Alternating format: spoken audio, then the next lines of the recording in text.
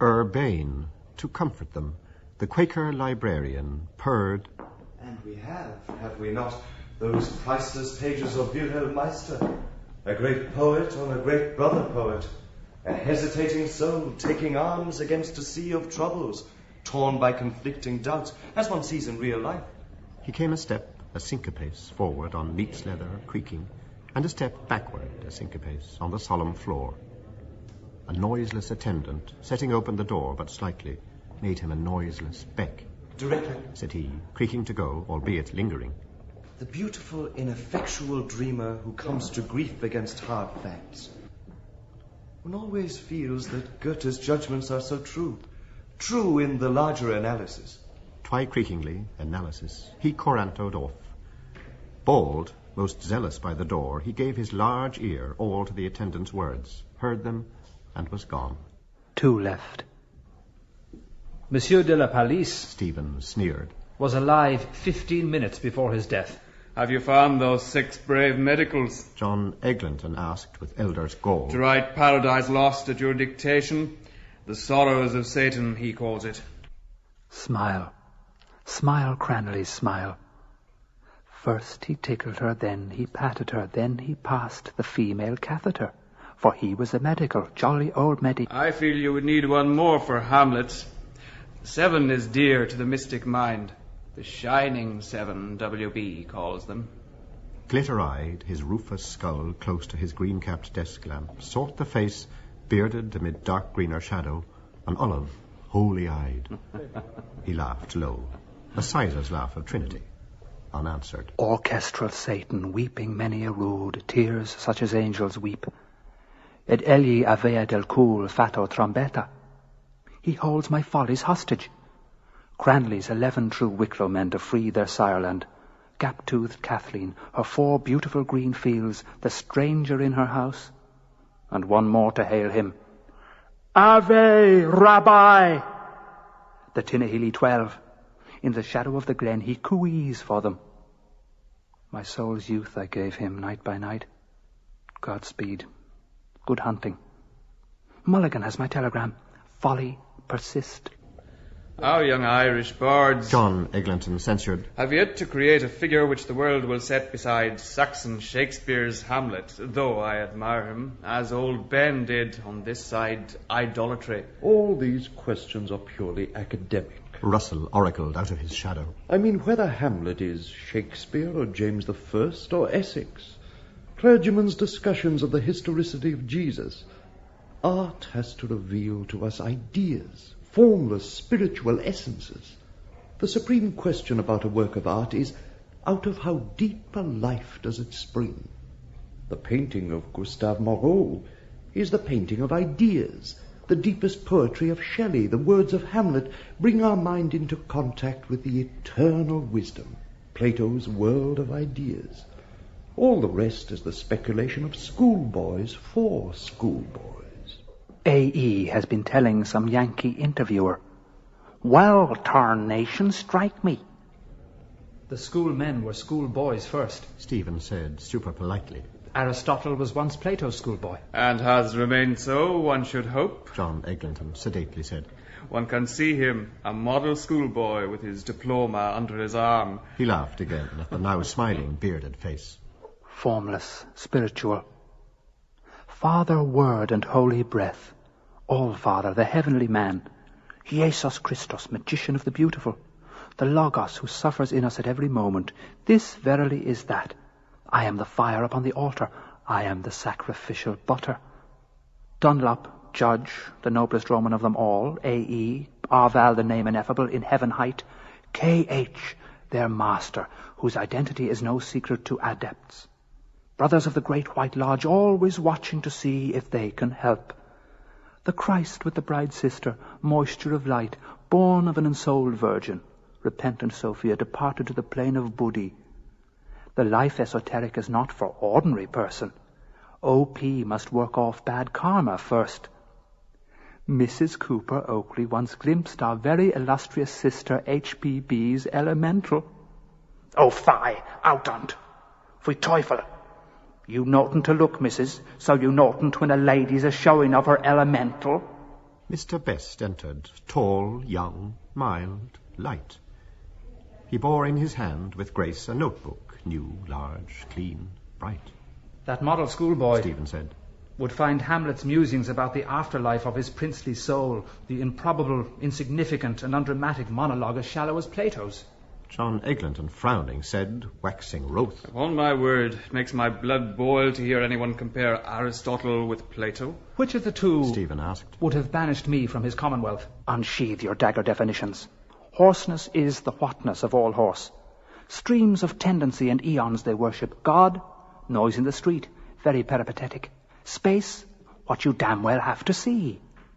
Through spaces smaller than red globules of man's blood, they creepy crawl after Blake's buttocks into eternity, of which this vegetable world is but a shadow. Hold to the now, the here, through which all future plunges to the past. Mr. Best came forward, amiable, towards his colleague. Haynes is gone. He said, Is he? I was showing him Jabal Veal's book. He's quite enthusiastic, don't you know, about Hyde's love songs of Connacht. I couldn't bring him in to hear the discussion. He's gone to Gill's to buy it. Bound thee forth my booklet quick to greet the callous public. Writ, I ween, 'twas not my wish in lean, unlovely English. The peat smoke is going to his head. John Eglinton opined. We feel in England, penitent thief, gone. I smoked his baccy, green twinkling stone, an emerald set in the ring of the sea. People do not know how dangerous love songs can be. The auric egg of Russell warned occultly. The movements which work revolutions in the world are born out of the dreams and visions in a peasant's heart on the hillside. For them, the earth is not an exploitable ground, but the living mother.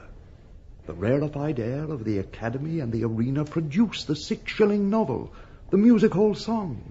France produces the finest flower of corruption in Mallarmé, but the desirable life is revealed only to the poor of heart, the life of Homer's Phaeacians.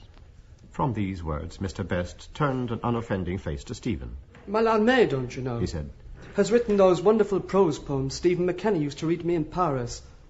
The one about Hamlet, he says, Il se promène, lisant au livre de lui-même, don't you know, reading the book of himself. He describes Hamlet given in a French town, don't you know, a provincial town. They advertised it. His free hand graciously wrote tiny signs in air. Hamlet ou la distrait, pièce de Shakespeare. He repeated to John Eglinton's new-gathered frown. Pièce de Shakespeare, don't you know. It's so French, the French point of view.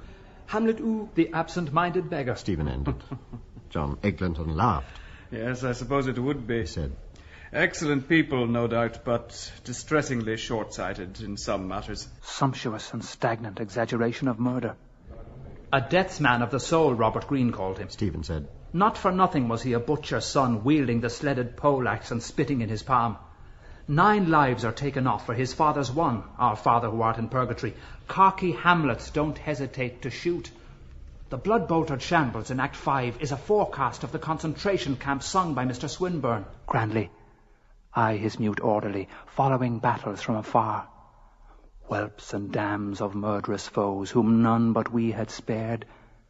Between the Saxon smile and Yankee yop, the devil and the deep sea.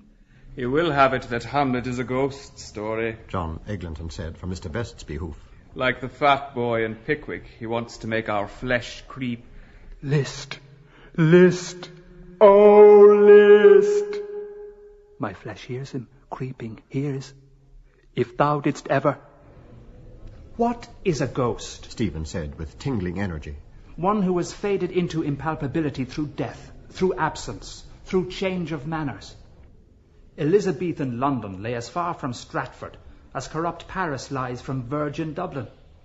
Who is the ghost from Limbo Patrum, returning to the world that has forgotten him? Who is King Hamlet? John Eglinton shifted his spare body, leaning back to judge. Lifted.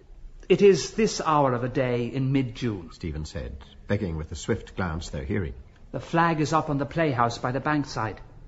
The bear Sackerson growls in the pit near it, Paris Garden.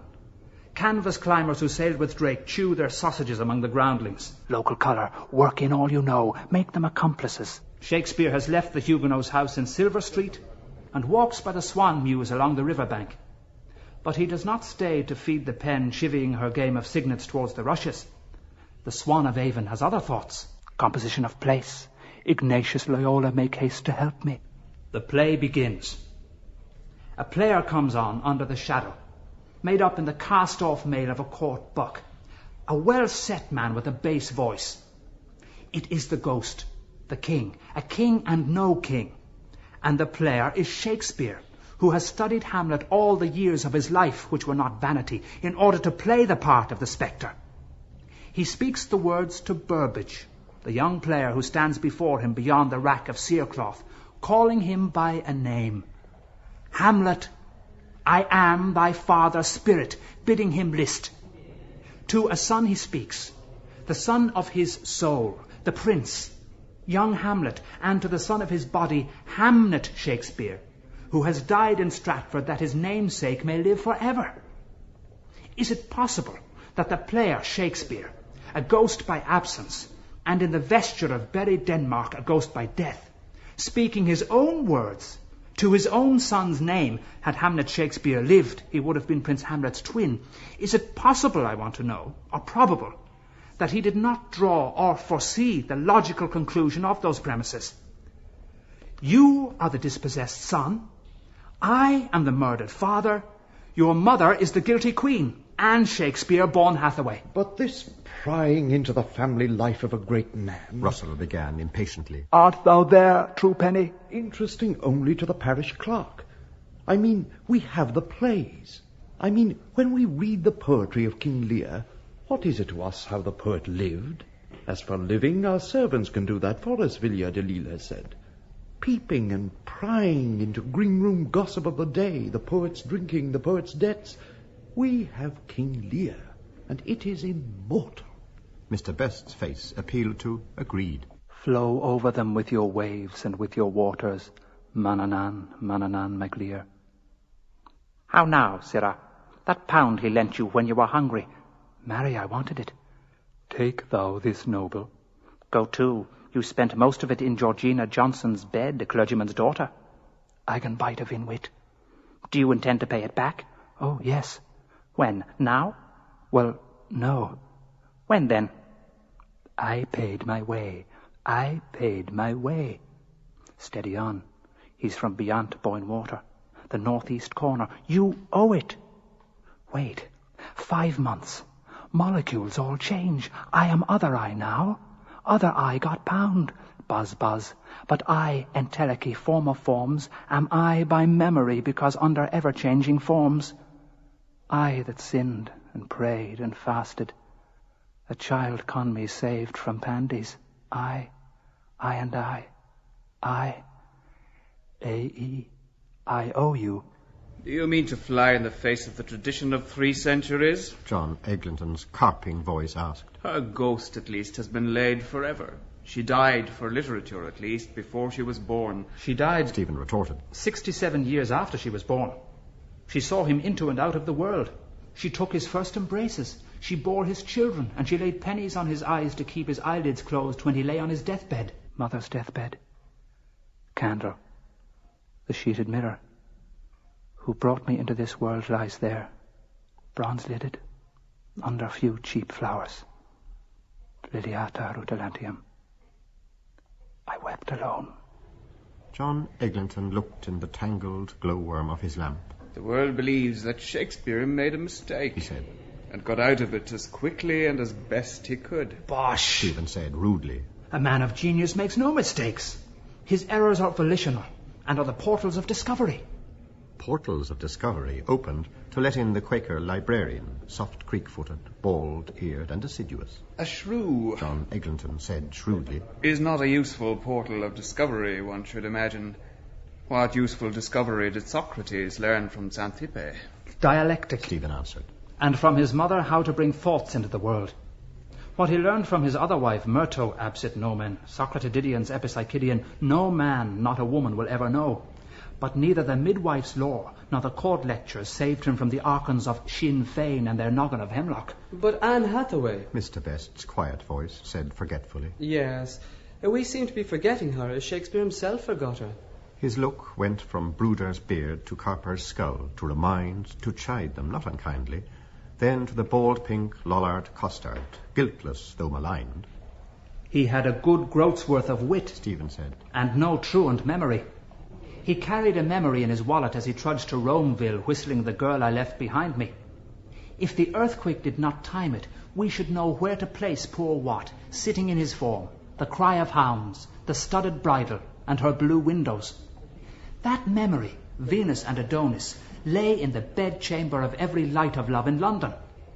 Is Catherine the Shrew ill-favoured? Hortensio calls her young and beautiful. Do you think the writer of Antony and Cleopatra, a passionate pilgrim, had his eyes in the back of his head that he chose the ugliest doxy in all Warwickshire to lie withal? Good, he left her and gained the world of men, but his boy women are the women of a boy. Their life, thought, speech are lent them by males. He chose badly? He was chosen, it seems to me. If others have their will, Anne hath a way. By cock she was to blame. She put the comether on him, sweet and 26. The grey-eyed goddess who bends over the boy Adonis, stooping to conquer as prologue to the swelling act, is a bold-faced Stratford wench who tumbles in a cornfield a lover younger than herself. And my turn. When? Come. Ryefield. Mr. Best said brightly, gladly, raising his new book, gladly, brightly. He murmured then with blonde delight for all, Between the acres of the rye, these pretty country folk would lie. Paris, the well-pleased pleaser. A tall figure in bearded homespun rose from shadow and unveiled its cooperative watch. I am afraid I am due at the homestead. Whither away? Exploitable ground? Are you going? John Eglinton's active eyebrows asked. Shall we see you at Moores tonight? Piper is coming. Piper? Mr. Best piped. Is Piper back? Peter Piper pecked a peck of pickled pepper. I don't know if I can. Thursday, we have our meeting. If I can get away in time. Yogi Bogey box in Dawson Chambers. Isis unveiled. Their pally book we tried to pawn. Cross-legged under an umbral umbershoot he thrones an Aztec logos, functioning on astral levels, their oversoul, Mahamahatma. The faithful hermetists await the light, ripe for fellowship, ring round about him. Louis H. Victory, T. Caulfield Irwin. Lotus ladies tend them in the eyes, their pineal glands aglow. Filled with his god he thrones bud under plantain, gulfer of souls, engulfer, he souls, she souls, shoals of souls, engulfed with wailing Cree cries, whirling they bewail. In quintessential triviality, for years in this flesh case a she-soul dwelt. They say we're to have a literary surprise, The Quaker librarian said, friendly and earnest. Mr. Russell, rumour has it, is gathering together a sheaf of our younger poets' verses. We are all looking forward anxiously. Anxiously he glanced in the cone of lamplight, where three faces lighted shone. See this. Remember. Stephen looked down on a wide, headless corbine hung on his ash-plant handle over his knee. My casque and sword. Touch lightly with 2 index fingers. Aristotle's experiment. 1 or 2. Necessity is that in virtue of which it is impossible that one can be otherwise. Argal, 1 hat is 1 hat. Listen. Young Colum and Starkey. George Roberts is doing the commercial part. Longworth will give it a good puff in the Express. Oh, will he? I liked Colum's Drover. Yes, I think he has that queer thing genius. Do you think he has genius, really? Yeats admired his line, as in wild earth a Grecian vase. Did he? I hope you'll be able to come tonight. Malachi Mulligan is coming too. Moore asked him to bring Haynes. Did you hear Miss Mitchell's joke about Moore and Martin? That Moore is Martin's wild oats. Awfully clever, isn't it? They remind one of Don Quixote and Sancho Panza. Our national epic is yet to be written, Dr. Sigerson says. Moore is the man for it. A knight of the rueful countenance here in Dublin. With a saffron kilt? O'Neill Russell? Oh, yes, he must speak the grand old tongue. And his Dulcinea? James Stephens is doing some clever sketches. We are becoming important, it seems. Cordelia, Cordolio, Lear's loneliest daughter, Nookshotten, now your best French polish. Thank you very much, Mr. Russell. Stephen said, rising. If you will be so kind as to give the letter to Mr. Norman. Oh, yes, if he considers it important, it will go in. We have so much correspondence. I understand. Stephen said. Thanks. Good Ilju, the pig's paper. Bullock befriending. Singh has promised me an article for Dana, too. Are we going to be read? I feel we are. The Gaelic League wants something in Irish. I hope you will come round tonight. Bring Starkey. Stephen sat down. The Quaker librarian came from the leave-takers. Blushing, his mask said, Mr. Dedalus, your views are most illuminating. He creaked to and fro, tiptoeing up nearer heaven by the altitude of a chopin, and, covered by the noise of outgoing, said low, Is it your view, then, that she was not faithful to the poet? Alarmed face asks me. Why did he come? Courtesy or an inward light? Where there is a reconciliation, Stephen said. there must have been first a sundering. Yes. Christ fox in leather trews, hiding. A runaway in blighted tree forks from hue and cry, knowing no vixen, walking lonely in the chase. Women he won to him, tender people, a whore of Babylon, ladies of justices, bully tapsters' wives, fox and geese. And in new place, a slack dishonoured body that once was comely, once as sweet as fresh as cinnamon. Now her leaves falling all bare, frighted of the narrow grave and unforgiven. Yes, so you think? The door closed behind the outgoer.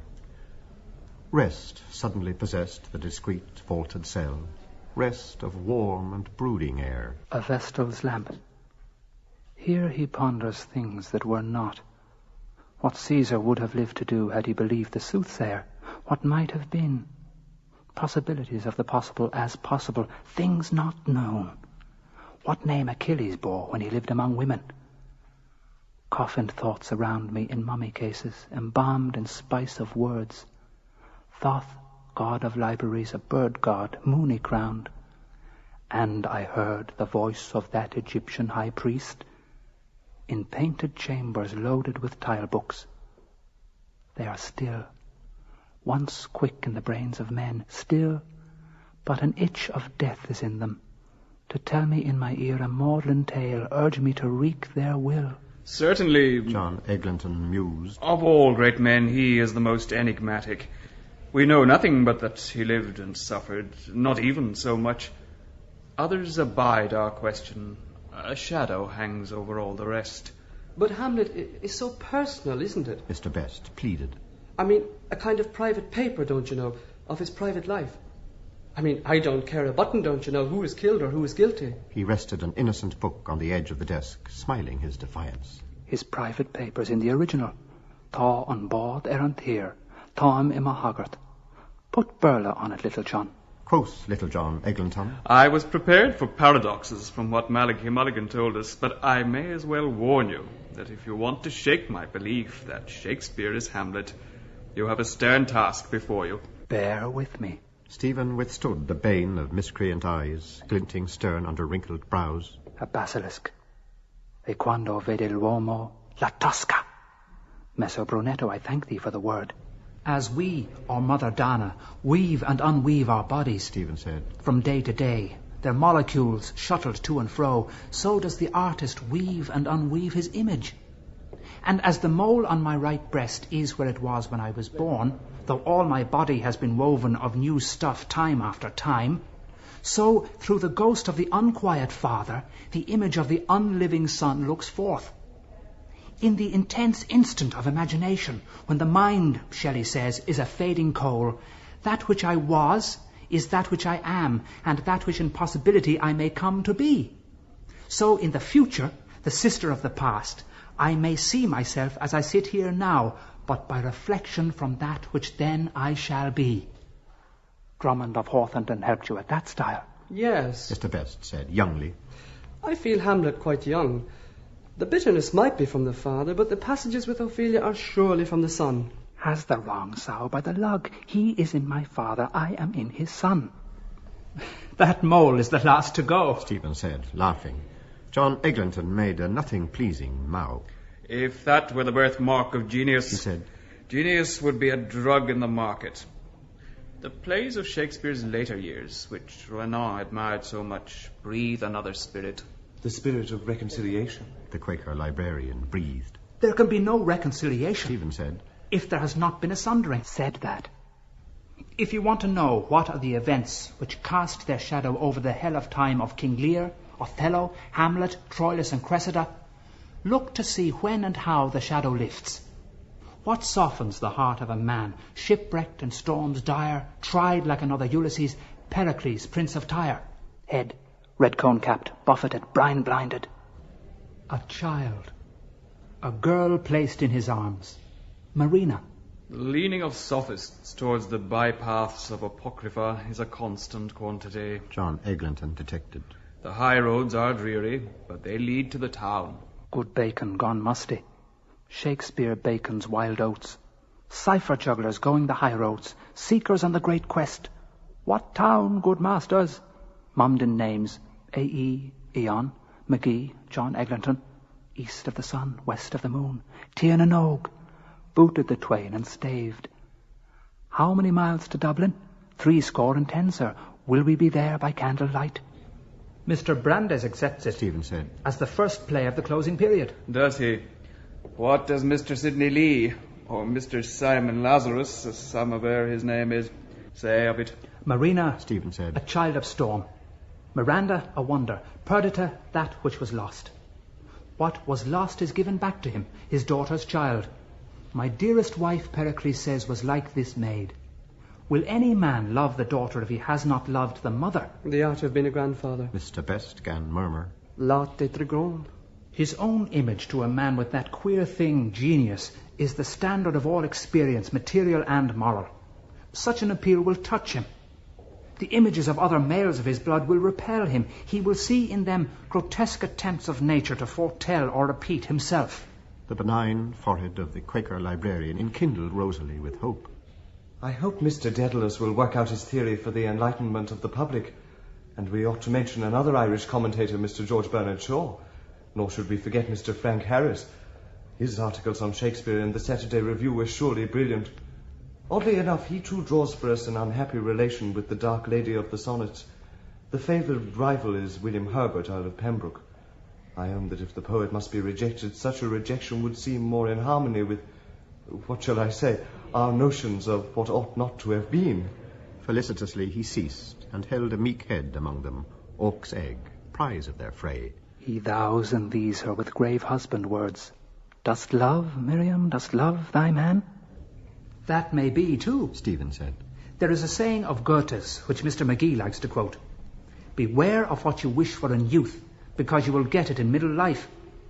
Why does he send to one who is a Buonaroba, a bay where all men ride, a maid of honour with a scandalous girlhood, a lordling to woo for him? He was himself a lord of language, and had made himself a cloistral gentleman, and had written Romeo and Juliet. Why? Belief in himself has been untimely killed. He was overborn in a cornfield first, rye field, I should say, and he will never be a victor in his own eyes after, nor play victoriously the game of laugh and lie down. Assumed Don Giovannism will not save him. No later undoing will undo the first undoing. The tusk of the boar has wounded him there where love lies a-bleeding. If the shrew is worsted, yet there remains to her woman's invisible weapon. There is, I feel in the words, some goad of the flesh driving him into a new passion, a darker shadow of the first, darkening even his own understanding of himself. A like fate awaits him, and the two rages commingle in a whirlpool. They list, and in the porches of their ears I pour. The soul has been before stricken mortally, a poison poured in the porch of a sleeping ear. But those who are done to death in sleep cannot know the manner of their quell, unless their Creator endow their souls with that knowledge in the life to come. The poisoning and the beast with two backs that urged it, King Hamlet's ghost could not know of, were he not endowed with knowledge by his Creator. That is why the speech, his lean, unlovely English, is always turned elsewhere, backward. Ravisher and ravished, what he would but would not, go with him from Lucretia's blue-circled ivory globes to Imogen's breast, bare with its moles sank-spotted. He goes back, weary of the creation he has piled up to hide him from himself, an old dog licking an old sore. But because loss is his gain. He passes on towards eternity in undiminished personality, untaught by the wisdom he has written or by the laws he has revealed. His beaver is up. He is a ghost, a shadow now. The wind by Elsinore's rocks, or what you will. The sea's voice, a voice heard only in the heart of him who is the substance of his shadow. The Son, consubstantial with the Father. Amen, responded from the doorway. Hast thou found me, O mine enemy? Entr'acte. A ribald face, sullen as a dean's, Buck Mulligan came forwards then, blithe and motley, towards the greeting of their smiles. My telegram. You were speaking of the gaseous vertebrate, if I mistake not, he asked of Stephen. Primrose-vested, he greeted gaily with his doffed Panama as with a bauble. They make him welcome. Was du verlacht wirst du noch dienen? Brood of mockers, Photius, Pseudo-Malachi, Johann Most. He who himself begot, middler the Holy Ghost, and himself sent himself Agenbuyer, between himself and others, who, put upon by his fiends, stripped and whipped, was nailed like bat to barn door, starved on cross tree, who let him bury, stood up, harrowed hell, fared into heaven, and there these 1900 years sitteth on the right hand of his own self, but yet shall come in the latter day to doom the quick and dead, when all the quick shall be dead already. Gloria in excelsis Deo. He lifts hands. Veils fall. Oh, flowers. Bells with bells acquiring. Yes, indeed, the Quaker librarian said. A most instructive discussion. Mr. Mulligan, I'll be bound, has his theory too of the play and of Shakespeare. All sides of life should be represented. He smiled on all sides equally.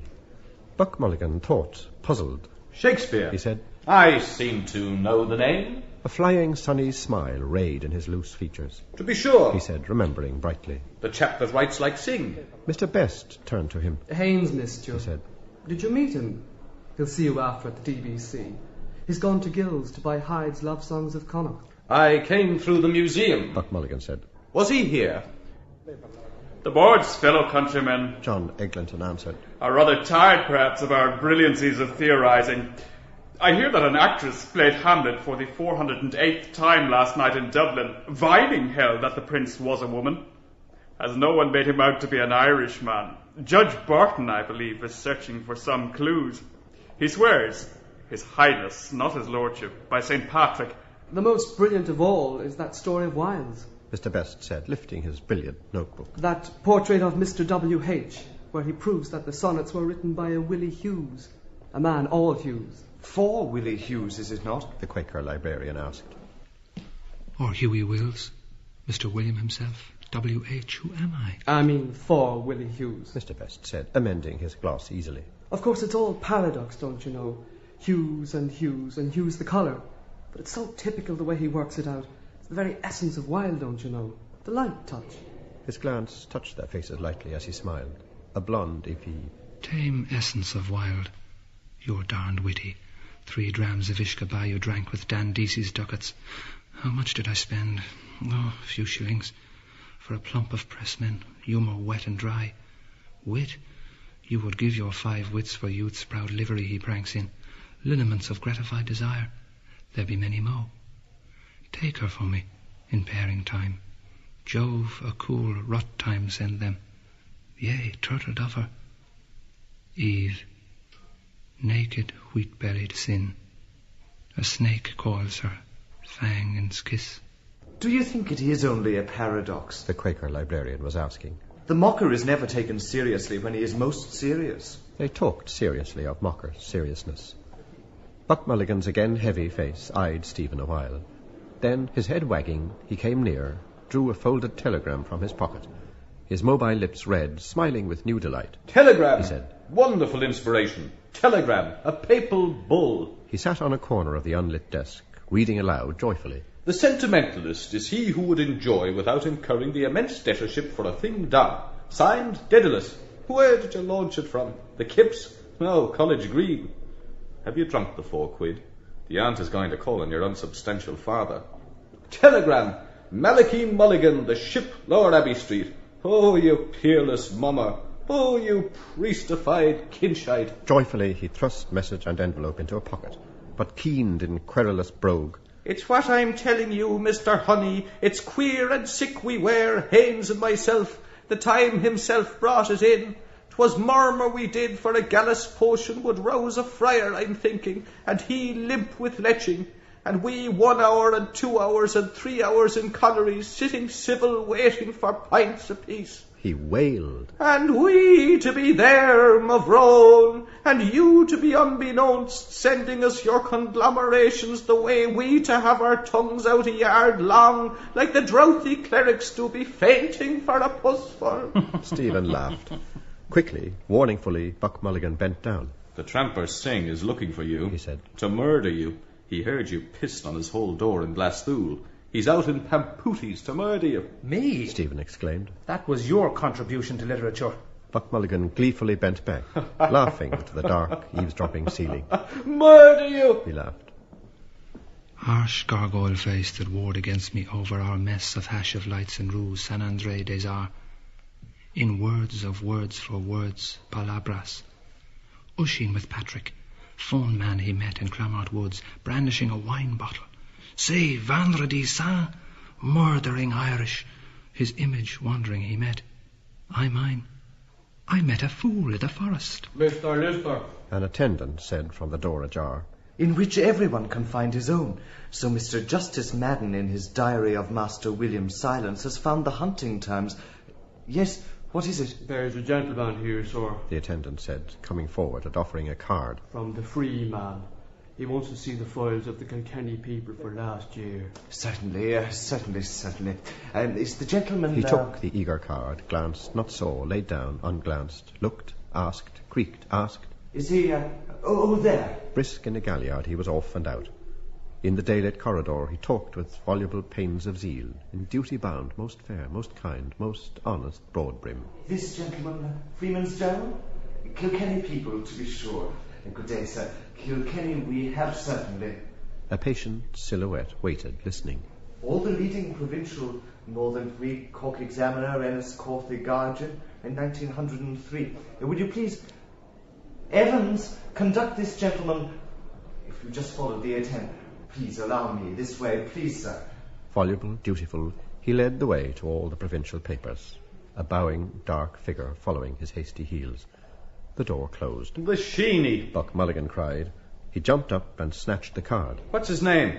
Ikey Moses? Bloom. He rattled on. Jehovah, collector of prepuces, is no more. I found him over in the museum when I went to hail the foam-born Aphrodite, the Greek mouth that has never been twisted in prayer. Every day we must do homage to her. Life of life, thy lips enkindle. Suddenly he turned to Stephen. He knows you. He knows your old fellow. Oh, I fear me, he is Greeker than the Greeks. His pale Galilean eyes were upon her mesial groove. Venus Calipige. Oh, the thunder of those loins, the god pursuing the maiden hid. We want to hear more. John Eglinton decided with Mr. Best's approval. We begin to be interested in Mrs. S. Well, till now we had thought of her, if at all, as a patient Griselda, a Penelope stay-at-home. Antisthenes, pupil of Gorgias, Stephen said, took the palm of beauty from Curious Menelaus Brooddam Argive Helen, the wooden mare of Troy in whom a score of heroes slept, and handed it to poor Penelope. 20 years he lived in London, and during part of that time he drew a salary equal to that of the Lord Chancellor of Ireland. His life was rich. His art, more than the art of feudalism, as Walt Whitman called it, is the art of surfeit. Hot herring pies, green mugs of sack, honey sauces, sugar of roses, marchpane, gooseberry pigeons, Ringo candies. Sir Walter Raleigh, when they arrested him, had 500,000 francs on his back, including a pair of fancy stays. The Gombeen woman, Eliza Tudor, had underlinen enough to vie with her of Sheba. 20 years he dallied there between conjugal love and its chaste delights, and scortatory love and its foul pleasures. You know Manningham's story of the burgher's wife who bade Dick Burbage to her bed after she'd seen him in Richard III, and how Shakespeare, overhearing, without more ado about nothing, took the cow by the horns, and when Burbage came knocking at the gate, answered from the capon's blankets, William the Conqueror came before Richard III. And the gay lacken, Mistress Fitton, mount and cry, oh, and his dainty bird's knees, Lady Penelope Rich, a clean, quality woman is suited for a player, and the punks of the bankside a penny a time. Que la reine. Encore 20 sous. Nous ferons de petites cochonneries. Minette, tu veux? The height of fine society. And Sir William Davenant of Oxford's mother with her cup of canary for every cock canary. Buck Mulligan, his pious eyes upturned, prayed. Blessed Margaret Mary Anycock. And Harry of Six Wives' daughter and other lady friends from neighbour seats, as Lorne Tennyson, gentleman poet, sings. But all those 20 years, what do you suppose poor Penelope in Stratford was doing behind the diamond panes? Do and do. Thing done. In a rosary of fetter lane of Gerard herbalist he walks, greyed auburn, an azured harebell like her veins, lids of Juno's eyes, violets. He walks. One life is all, one body. Do, but do. Afar in a reek of lust and squalor hands are laid on whiteness. Buck Mulligan rapped John Eglinton's desk sharply. Whom do you suspect? He challenged. Say that he is the spurned lover in the sonnets. Once spurned, twice spurned. But the court wanton spurned him for a lord, his dear, my love. Love that dare not speak its name.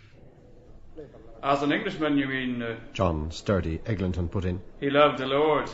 Old wall where sudden lizards flash. At Charlton I watched them. It seems so, Stephen said. When he wants to do for him, and for all other and singular uneared wombs, the holy office an ostler does for the stallion. Maybe, like Socrates, he had a midwife to mother as he had a shrew to wife. But she, the gigolo wanton, did not break a bed vow. 2 deeds are rank in that ghost's mind. A broken vow, and the dull-brained yokel on whom her favour has declined, deceased husband's brother. Sweet Anne, I take it, was hot in the blood, once a wooer, twice a wooer. Stephen turned boldly in his chair. The burden of proof is with you, not with me, he said, frowning. If you deny that in the 5th scene of Hamlet he has branded her with infamy, tell me why there is no mention of her during the 34 years between the day she married him and the day she buried him. All those women saw their men down and under. Mary, her good man John, Anne, her poor dear Willen when he went and died on her, raging that he was the first to go, Joan, her 4 brothers, Judith, her husband, and all her sons, Susan, her husband too, while Susan's daughter Elizabeth, to use granddaddy's words, wed her second, having killed her first. Oh yes, mention there is. In the years when he was living richly in royal London, to pay a debt she had to borrow 40 shillings from her father's shepherd. Explain you then. Explain the swan song too, wherein he has commended her to posterity. He faced their silence. To whom thus Eglinton? You mean the will. That has been explained, I believe, by jurists. She was entitled to her widow's dower at common law. His legal knowledge was great, our judges tell us. Him Satan fleers. Mocker. And therefore he left out her name from the first draft, but he did not leave out the presents for his granddaughter, for his daughters, for his sister, for his old cronies in Stratford and in London, and therefore when he was urged, as I believe, to name her, he left her his second best bed. Punked. Left her his second best a bed, second best, left a bed. Whoa. Pretty country folk had few chattels then, John Eglinton observed.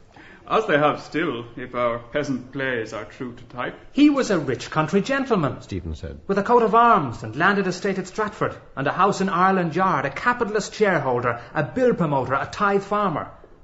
Why did he not leave her his best bed if he wished her to snore away the rest of her nights in peace? It is clear that there were 2 beds, a best and a second best. Mr. Second Best said finally. Separatio a mensa et a thalamo. Better, Buck Mulligan, and was smiled on. Antiquity mentions famous beds. Second Eglinton puckered, bed smiling. Let me think.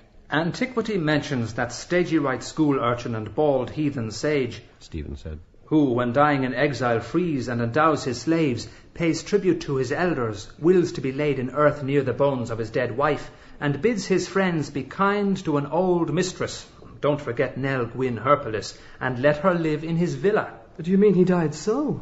Mr. Best asked with slight concern. I mean... He died dead drunk. Buck Mulligan capped. A quart of ale is a dish for a king. Oh, I must tell you what Dowden said. What? asked Best Eglinton. William Shakespeare and Company Limited, the People's William. For terms apply, E. Dowden, Highfield House. Lovely. Buck Mulligan suspired amorously. I asked him what he thought of the charge of pederasty brought against the bard. He lifted his hands and said, "All we can say is that life ran very high in those days." Lovely. Catamite. The sense of beauty leads us astray, said beautiful in sadness Best to ugling Eglinton. Steadfast John replied severe. The doctor can tell us what those words mean. You cannot eat your cake and have it. Sayest thou so? Will they wrest from us, from me, the palm of beauty? And the sense of property. Stephen said. He drew Shylock out of his own long pocket. The son of a malt jobber and moneylender, he was himself a corn jobber and moneylender, with 10 tods of corn hoarded in the famine riots. His borrowers are no doubt those divers of worship mentioned by Chettle Falstaff, who reported his uprightness of dealing. He sued a fellow player for the price of a few bags of malt, and exacted his pound of flesh in interest for every money lent. How else could Aubrey's ostler and call boy get rich quick? All events brought grist to his mill. Shylock chimes with the Jew-baiting that followed the hanging and quartering of the Queen's leech Lopez, his Jew's heart being plucked forth while the Sheeny was yet alive. Hamlet and Macbeth with the coming to the throne of a Scotch philosophaster with a turn for witch-roasting. The Lost Armada is his jeer in Love's Labour Lost. His pageants, the histories, sail full-bellied on a tide of mafficking enthusiasm. Warwickshire Jesuits are tried, and we have a Porter's theory of equivocation. The Sea Venture comes home from Bermudas, and the play Renan admired is written with Patsy Caliban, our American cousin. The sugared sonnets follow Sidney's. As for Fay Elizabeth, otherwise Carroty Bess, the gross virgin who inspired the Merry Wives of Windsor, let some mynheer from Almany grope his life long for deep-hid meanings in the depth of the buck-basket. I think you're getting on very nicely. Just mix up a mixture of theological, philological. Mingo, minxi, mictum, mingere. Prove that he was a Jew. John Eglinton dared expectantly. Your Dean of Studies holds that he was a Holy Roman. Sufflaminandus sum. He was made in Germany, Stephen replied. as the champion French polisher of Italian scandals. a myriad-minded man. Mr. Best reminded. Coleridge called him myriad-minded. Amplius. Inshate etate humana, hoc est maxime necessarium ut sit amicitia inter multos. St. Thomas. Stephen began. Ora pro nobis. Monk Mulligan groaned, sinking to a chair. There he keened a wailing rune. Pog Mahone, Acushla Macree, it's destroyed we are from this day, it's destroyed we are surely. All smiled their smiles. St. Thomas, Stephen, smiling, said. whose gore-bellied works I enjoy reading in the original, writing of incest from a standpoint different from that of the new Viennese school Mr. McGee spoke of, likens it in his wise and curious way to an avarice of the emotions. He means that the love so given to one near in blood is covetously withheld from some stranger who, it may be, hungers for it. Jews, whom Christians tax with avarice, are of all races the most given to intermarriage. Accusations are made in anger. The Christian laws which built up the hordes of the Jews, for whom, as for the Lollards, storm was shelter, bound their affections too with hoops of steel. Whether these be sins or virtues, old Nobadaddy will tell us at doomsday leet. But a man who holds so tightly to what he calls his rights over what he calls his debts will hold tightly also to what he calls his rights over her whom he calls his wife. No Sir Smile neighbour shall covet his ox or his wife or his man-servant or his maid-servant or his jackass. Or his Jenny-ass. Buck Mulligan antiphoned. Gentle Will has been roughly handled. Gentle, Mr. Best said gently. Which will? Gagged sweetly Buck Mulligan. We are getting mixed. The will to live. John Eglinton philosophized. For poor Anne, Will's widow, is the will to die. Requiescat. Stephen prayed. What of all the will to do? It has vanished long ago. She lies laid out in stark stiffness in that second-best bed, the Moblet Queen, even though you prove that a bed in those days was as rare as a motor car is now, and that its carvings were the wonder of 7 parishes. In old age, she takes up with gospellers. One stayed at New Place and drank a quart of sack the town paid for, but in which bed he slept it skills not to ask. and heard she had a soul. She read, or had read to her, his chapbooks, preferring them to the merry wives, and loosing her nightly waters on the Jordan, she thought over hooks and eyes for believers' breeches, and the most spiritual snuff-box to make the most devout souls sneeze. Venus had twisted her lips in prayer. Agenbite of inwit, remorse of conscience. It is an age of exhausted whoredom groping for its God.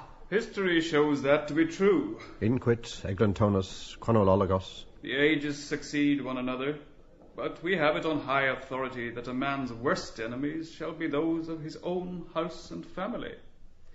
I feel that Russell is right. What do we care for his wife and father? I should say that only family poets have family lives. Falstaff was not a family man. I feel that the fat knight is his supreme creation. Lean, he lay back. Shy, deny thy kindred, the unco good. Shy, supping with the godless, he sneaks the cup. A sire in Ultonian Antrim bade it him. Visits him here on quarter days. Mr. McGee, sir, there's a gentleman to see you. Me? Says he's your father, sir. Give me my Wordsworth. Enter McGee Moore Matthew, a rugged, rough, rug-headed kern, in strossers with a buttoned codpiece, his nether stocks bemired with clawber of 10 forests, a wand of wilding in his hand. Your own. He knows your old fellow, the widower. Hurrying to her squalid death lair from gay Paris on the quayside, I touched his hand. The voice, new warmth speaking. Dr. Bob Kenny is attending her. The eyes that wish me well, but do not know me. A father, Stephen said, battling against hopelessness, is a necessary evil. He wrote the play in the months that followed his father's death.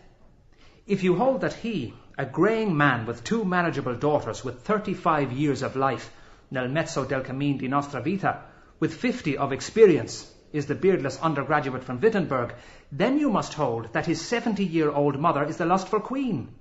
No, the corpse of John Shakespeare does not walk the night. From hour to hour it rots and rots. He rests disarmed of fatherhood, having devised that mystical estate upon his son. Boccaccio's Calandrino was the first and last man who felt himself with child. Fatherhood, in the sense of conscious begetting, is unknown to man. It is a mystical estate, an apostolic succession, from only begetter to only begotten. On that mystery, and not on the Madonna which the cunning Italian intellect flung to the mob of Europe, the Church is founded, and founded irremovably, because founded like the world, macro and microcosm, upon the void, upon incertitude, upon unlikelihood. Amor matris, subject of an objective genitive, may be the only true thing in life. Paternity may be a legal fiction. Who is the father of any son that any son should love him, or he any son? What the hell are you driving at? I know. Shut up, blast you. I have reasons. Amplius ad hoc iterum postea. Are you condemned to do this? They are sundered by a bodily shame so steadfast that the criminal annals of the world, stained with all other incests and bestialities, hardly record its breach. Sons with mothers, sires with daughters, lesbic sisters, loves that dare not speak their name, nephews with grandmothers, jailbirds with keyholes, queens with prize bulls. The son unborn mars beauty. Born, he brings pain, divides affection, increases care. He is a male. His growth is his father's decline, his youth his father's envy, his friend his father's enemy. In Rue Monsieur le Prince, I thought it. What links them in nature? An instant of blind rot. Am I father? If I were, shrunken, uncertain hand. Sibelius the African, subtlest heresiarch of all the beasts of the field, held that the father was himself his own son. The bulldog of Aquin, with whom no word shall be impossible, refutes him. Well, if the father who has not a son be not a father, can the son who has not a father be a son? When Rutland, Bacon, Southampton, Shakespeare, or another poet of the same name in the Comedy of Errors wrote Hamlet, he was not the father of his own son merely, but being no more a son, he was and felt himself the father of all his race, the father of his own grandfather, the father of his unborn grandson, who, by the same token, never was born. For nature, as Mr. McGee understands her, abhors perfection. Eglinton eyes, quick with pleasure, looked up, shy brightly, gladly glancing a merry Puritan through the twisted eglantine. Flatter. Rarely, but flatter. Himself his own father. Son Mulligan told himself. Wait! I am big with child. I have an unborn child in my brain. Pallas Athena, a play. The play's the thing. Let me parturiate. He clasped his paunched brow with both birth-aiding hands. As for his family, Stephen said, his mother's name lives in the forest of Arden. Her death brought from him the scene with Volumnia and Coriolanus. His boy son's death is the death scene of young Arthur in King John. Hamlet, the Black Prince, is Hamnet Shakespeare. Who the girls in The Tempest, in Pericles, in Winter's Tale are, we know. Who Cleopatra, fleshpot of Egypt, and Cressid and Venus are, we may guess. But there is another member of his family who is recorded. The plot thickens, John Eglinton said. The Quaker librarian, quaking, tiptoed in. Quake, his mask, quake, with haste, quake, quack. Door closed. Cell, day. They list. 3. They. I, you, he, they. Come, miss. Stephen. He had 3 brothers, Gilbert, Edmund, Richard. Gilbert, in his old age, told some cavaliers he got a pass for nowt from Maister Gatherer one time, mass he did, and he seen his brod Maister Will, the playwriter up in London, in a wrestling play with a man on his back. The playhouse sausage filled Gilbert's soul. He is nowhere. But an Edmund and a Richard are recorded in the works of Sweet William. McGee, Glenjohn. Names. What's in a name? Best. That is my name, Richard, don't you know? I hope you're going to say a good word for Richard, don't you know, for my sake. Buck Mulligan, piano diminuendo. Then out spoke Medical Dick to his comrade Medical Davy. Stephen. In his trinity of black wills, the villain Shakebags, Iago, Richard Crookback, Edmund in King Lear, 2 bear the wicked uncle's names. Nay, that last play was written or being written while his brother Edmund lay dying in Southwark. Best. I hope Edmund is going to catch it. I don't want Richard my name. Quicker lister, at tempo. But he that filches from me my good name. Stephen, stringendo. He has hidden his own name, a fair name, William, in the plays, a super here, a clown there, as a painter of old Italy set his face in a dark corner of his canvas. He has revealed it in the sonnets, where there is will in overplus. Like John o' Gaunt, his name is dear to him, as dear as the coat of arms he toadied for. On a bend sable, a spear or, steeled argent, honorific abilitudinatatabus, dearer than his glory of greatest shake seen in the country. What's in a name? That is what we ask ourselves in childhood when we write the name that we are told is ours. A star, a day star, a fire drake rose at his birth. It shone by day in the heavens alone, brighter than Venus in the night, and by night it shone over Delta and Cassiopeia, the recumbent constellation which is the signature of his initial among the stars. His eyes watched it, low lying on the horizon, eastward of the Bear, as he walked by the slumbrous summer fields at midnight, returning from Shottery and from her arms. Both satisfied. I too. Don't tell them he was 9 years old when it was quenched. And from her arms. Wait to be wooed and won. I, me a cock, who will woo you? Read the skies. Auton timor humanos, bus Stephanumenos. Where's your configuration? Stephen, cut the bread even.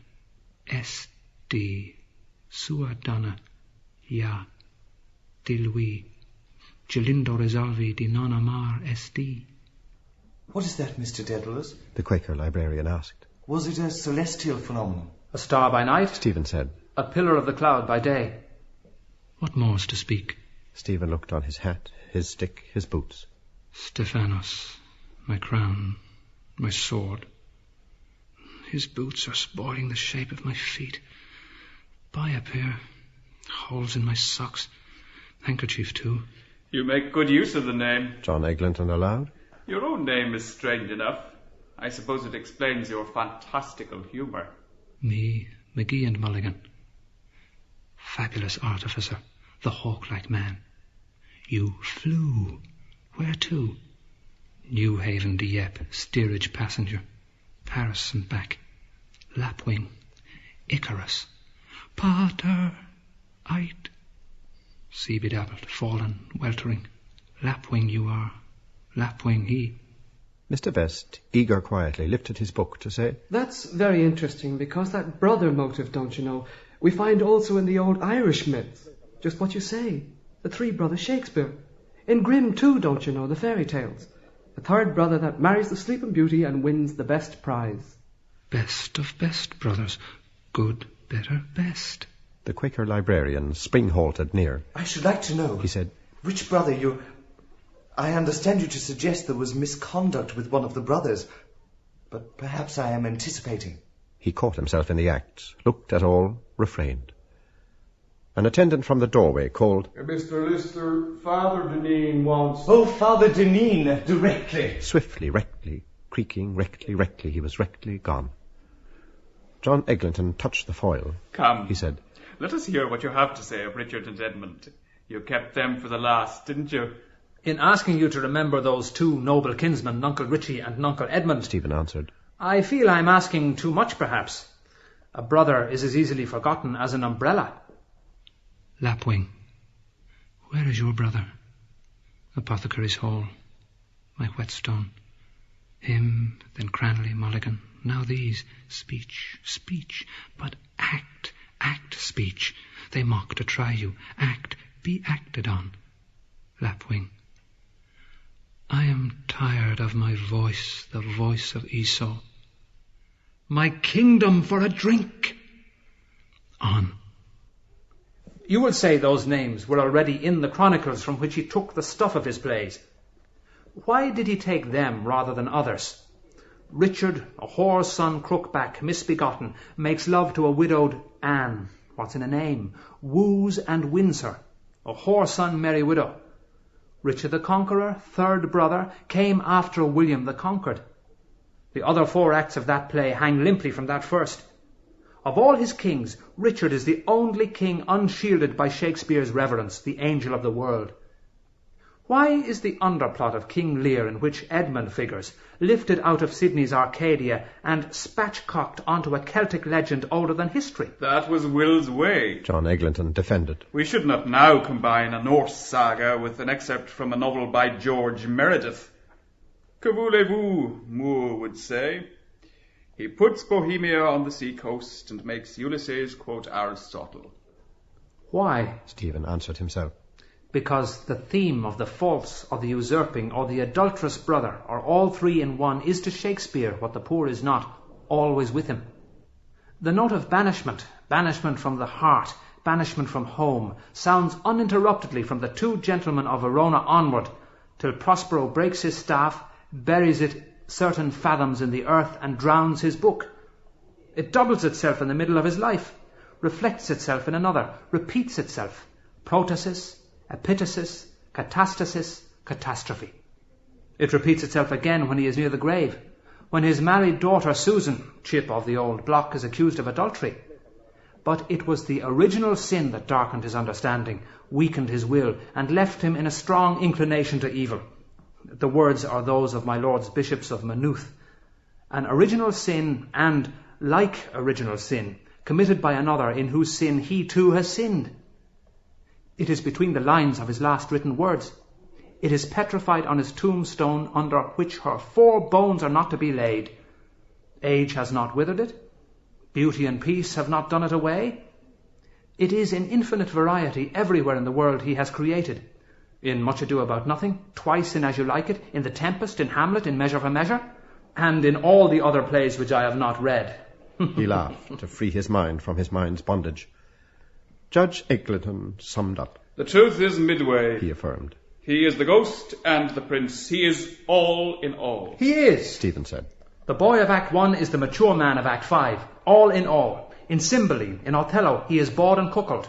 He acts and is acted on. Lover of an ideal or a perversion, like Jose, he kills the real Carmen. His unremitting intellect is the horn-mad Iago, ceaselessly willing that the Moor in him shall suffer. Cuckoo, cuckoo. Cuck Mulligan clucked lewdly. Oh, word of fear. dark dome received, reverbed. And what a character is Iago. Undaunted, John Eglinton exclaimed. When all is said, Dumas fils, or is it Dumas père, is right. After God, Shakespeare has created most. Man delights him not, nor woman neither. Stephen said. He returns after a life of absence to that spot of earth where he was born, where he has always been, man and boy, a silent witness. And there, his journey of life ended, he plants his mulberry tree in the earth, then dies. The motion is ended. Grave diggers bury Hamlet père and Hamlet fils, a king and a prince at last in death, with incidental music. And what though murdered and betrayed, be wept by all frail tender hearts, for Dane or Dubliner, sorrow for the dead is the only husband from whom they refuse to be divorced. If you like the epilogue, look long on it. Prosperous Prospero, the good man rewarded. Lizzie, grandpa's lump of love, and Nuncle Richie, the bad man taken off by poetic justice to the place where the bad niggers go. Strong curtain. He found in the world without as actual what was in his world within as possible. Maeterlinck says, if Socrates leave his house today, he will find the sage seated on his doorstep. If Judas go forth tonight, it is to Judas his steps will tend. Every life is many days, day after day. We walk through ourselves, meeting robbers, ghosts, giants, old men, young men, wives, widows, brothers in love, but always meeting ourselves. The playwright who wrote the folio of this world and wrote it badly, he gave us light first and the sun 2 days later, the Lord of all things as they are, whom the most Roman of Catholics call Dio Boia, hangman God, is doubtless all in all of us, ostler and butcher, and would be bawd and cuckold too, but that in the economy of heaven, foretold by Hamlet, there are no more marriages, glorified man, an androgynous angel being a wife unto himself. Eureka! Buck Mulligan cried. Eureka! Suddenly happied, he jumped up and reached in a stride John Eglinton's desk. May I? He said. The Lord has spoken to Malachi. He began to scribble on a slip of paper. Take some slips from the counter going out. Those who are married, Mr. Best, Douce Herald, said. all save one shall live. The rest shall keep as they are. He laughed, unmarried, at Eglinton Johannes, of arts a bachelor. Unwed, unfancied, ware of wiles, they finger ponder nightly each his variorum edition of the Taming of the Shrew. You are a delusion, said roundly John Eglinton to Stephen. You have brought us all this way to show us a French triangle. Do you believe your own theory? No, Stephen said promptly. Are you going to write it? Mr. Best asked. You ought to make it a dialogue, don't you know? Like the Platonic dialogues Wilde wrote. John Eclecticon doubly smiled. Well, in that case, He said, I don't see why you should expect payment for it, since you don't believe it yourself. Dowden believes there is some mystery in Hamlet, but will say no more. Herr Blytroy, the man Piper met in Berlin who was working up that Rutland theory, believes that the secret is hidden in the Stratford Monument. He is going to visit the present Duke, Piper says, and prove to him that his ancestor wrote the plays. It will come as a surprise to his grace, but he believes his theory. I believe. O Lord, help my unbelief. That is, help me to believe or help me to unbelieve. Who helps to believe? Egomen. Who to unbelieve? Other chap. You are the only contributor to Dana who asks for pieces of silver. Then I don't know about the next number. Fred Ryan wants space for an article on economics. Fried Ryan. 2 pieces of silver he lent me. Tide you over. Economics. for a guinea, Stephen said. You can publish this interview. Buck Mulligan stood up from his laughing, laughing, and then gravely said, honeying malice, I called upon the bard Kinch at his summer residence in Upper Mecklenburg Street, and found him deep in the study of the Summer Contra Gentiles, in the company of 2 Gonorrhea ladies, Fresh Nelly and Rosalie, the Coal Key whore. He broke away. Come, Kinch, come, wandering Angus of the birds. Come, Kinch, you have eaten all we left. Aye, I will serve you your orts and offals.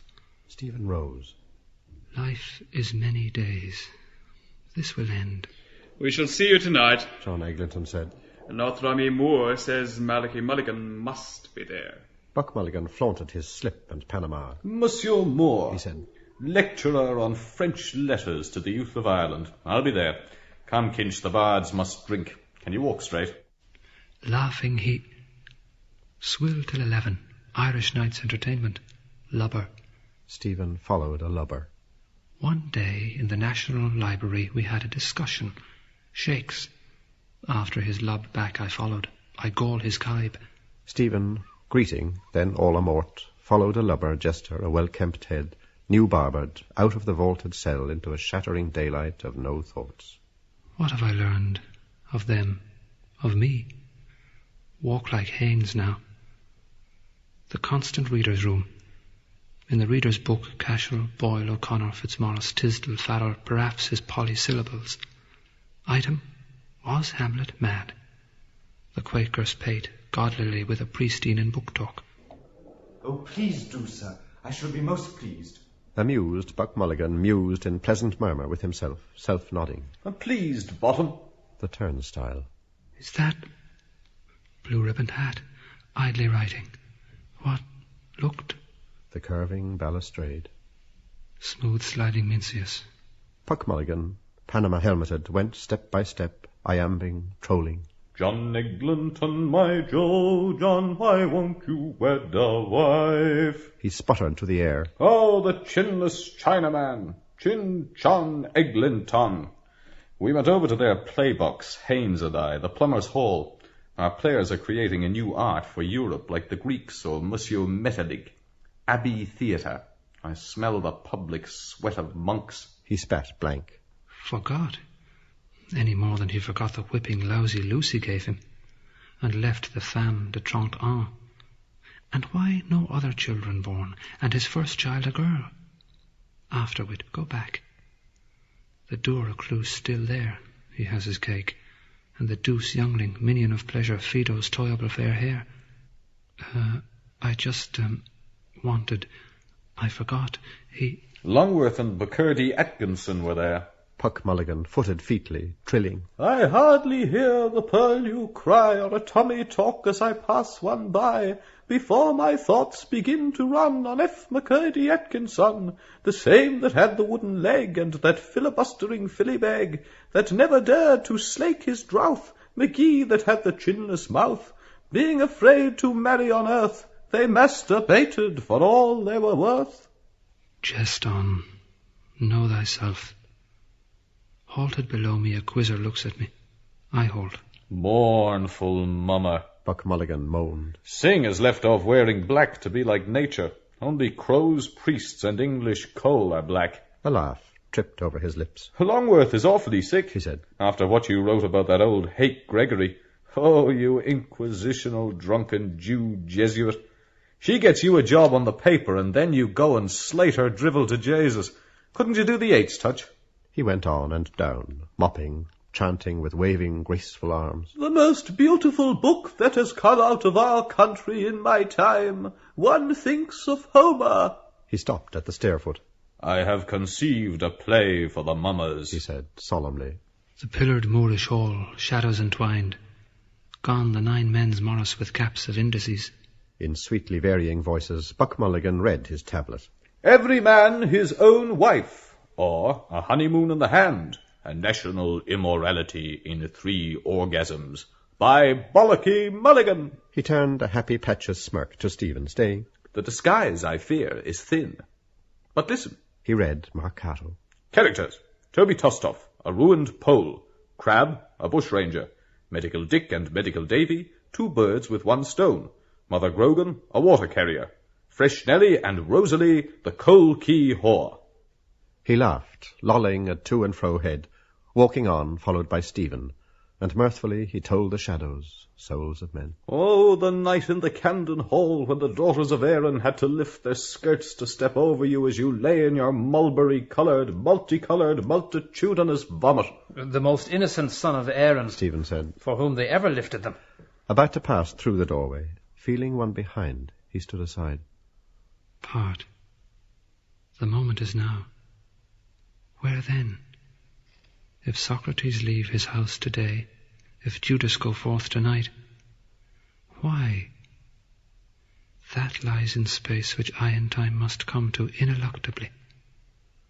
My will, his will that fronts me, sees between. A man passed out between them, bowing, greeting. Good day again, Buck Mulligan said. The portico. Here I watched the birds for augury. Angus of the birds, they go, they come. Last night I flew, easily flew. Men wondered, street of harlots after. A cream fruit melon he held to me. In, you will see. The wandering Jew, Buck Mulligan whispered with clown's awe. Did you see his eye? He looked upon you to lust after you. I fear thee, ancient mariner. Ho, Kitch, thou art in peril. Get thee a breech pad. Manor of Oxenford. Day, wheelbarrow sun over arch of bridge. A dark back went before them. Step of a pard, down, out by the gateway, under portcullis barbs. They followed.